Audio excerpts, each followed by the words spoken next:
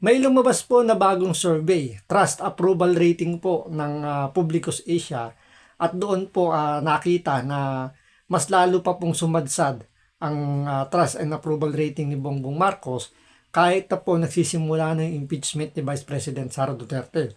So dapat ang inaasahan po ng nakararami, dahil nga yung impeachment mas makikita nga daw na kumbaga yung mga ginawang pagkakamali ni BP Sara, dapat daw makakahatak yon para tumaas ang trust and approval rating ni Bongbong Marcos. Kaso ang nangyari, bumaliktad nga po, mas lalo pong sumadsad. Kung dati po negative 15 or 13 lang si Bongbong Marcos, ngayon po umabot na po sa negative 27 ang kanyang negative approval. So ibig sabihin po, pakonti na po ng pakonti yung mga naniniwala sa kanya. Siguro ang mga naniniwala na lang po ay yung mga nabigyan po ng sweldo galing sa maleta. So hanggat na nandiyan pa po yung maleta na kumbaga nagiging bread and butter po ng mga nagtatanggol kay Bongbong Marcos, hindi pa po sasadsad sa negative 50 yung kanya magiging rating. So ito, panoorin po natin itong balitan to kung saan nga imbis nga po na makatulong kay Bongbong Marcos na tumaas yung kanyang rating dahil nga nagsasagawa ng impeachment, mas lalo na pong bumagsak ang kanyang trust approval rating. So ito, panoorin po natin. Pero syempre, bago ang lahat, kung hindi ka pa nakasubscribe sa Makapili TV, baka naman pwedeng pakipindot po muna yung subscribe button, at the same time, palike na rin po ng video. Wala naman pong bayad dyan, kaya pindot na. So ito, panoorin po natin. Approval at trust rating ni Pangulong Bongbong Marcos. Naku po naman, sumadsad sa negative 27 sa pinakahuling survey ng Publicus Asia. Alamin sa balita ni Eden Santos.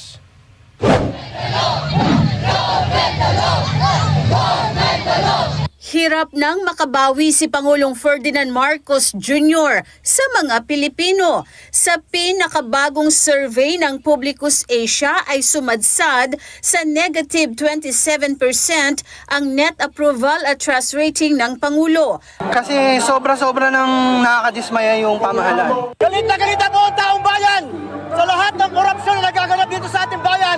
Mga Pilipino naghihirap dahil sa kagagawan ng mga walang katarungan na mga namumuno sa ating bansa. Patunay umano ang matinding pagkadismaya ng maraming Pilipino sa harap ng patuloy na mataas na inflation, paghina ng ekonomiya, matinding korupsyon at political accountability. Publicus Asia, ang net trust rating ni BBM ay negative 27 na lang. Grabe yan ha. Sobrang baba na niyan. At ang ibig sabihin niyan, talagang napakaraming Pilipino ang wala ng tiwala sa ating Pangulo ngayon at sa kanyang pamamahala. Kasi ang trust ay mas mabigat kaysa sa approval rating dahil ang tiwala, pag nawala yan, mas mahirap balikan o ibalik, ano? Kasi kailangan mo talaga i-prove na kaya mong panindigan lahat ng mga sinasabi mo. Ang Totoo yan, di ba? Yung talagang tiwala, yan yung isa sa pinakamahirap ibalik kapag yan yung nasira. Diba? Sabi nga nila sa example nila dyan, yung baso. Kapag yan nagkaroon ng lamat, hindi mo na may babalikan sa kanyang perpektong itsura. Andun na po talaga yung magiging mantsa, yung pinaka, kumbaga makikita mo na yung nangyaring hindi maganda. So, etong trust and approval rating ni Bongbong Marcos, hindi naman to kumbaga hindi na na-surprise yung marami dito .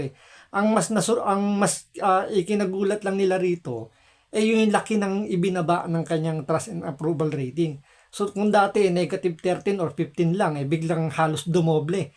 So naging negative 27. So pagkatapos po nito, kung magkakaroon pa ng panibagong survey po uli, aasahan na po ng mas marami na mas sasadsad pa. So, kumbaga dito, mas lalo na pong malulubog sa kumunoy itong si Bongbong Marcos at hindi na po ito makakabangon. Ang problema, napakalala na ng sitwasyon ng ating ekonomiya, tapos puro politika pa rin ang pinag-uusapan nila. Ayon kay Cora Guidote, isang economist at dating head ng BSP Investor Relations Office, sinayang ni BBM ang tiwala ng taong bayan.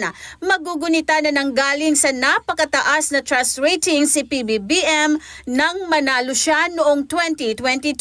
So parang ang laking pag-aaksaya ang ginawa niya doon sa pagtitiwala sa kanya ng mga Pilipino noon.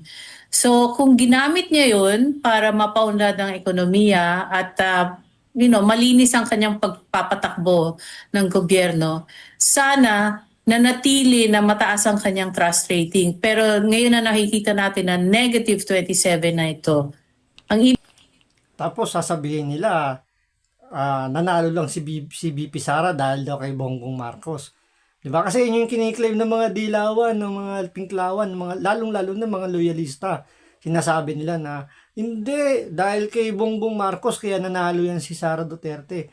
Mga unggoy, ito na nagpapakita, sinasabi na nga, diba? Nung nanalo bilang presidente, itong kumag na to, ang taas ng trust rating kasi nga naniniwala sila na itutuloy nitong presidente nito lahat ng nasimulan ni Pangulong Duterte.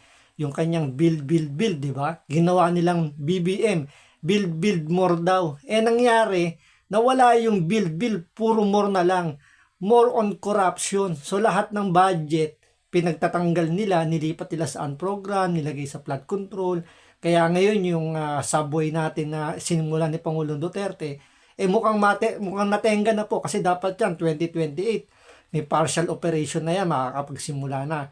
Kaso dahil nga tinanggal nila yung budget ng subway, napunta sa flood control, hindi po nila masisimulan o hindi po yung operation niya hindi magsisimula sa 2028. So mauurong na naman po yan dahil aantayin na naman po yung susunod na presidente kung yan po ay mabibigyan ng budget.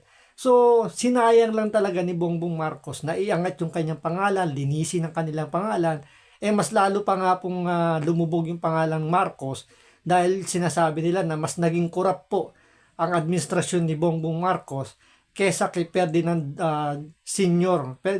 Marcos Sr.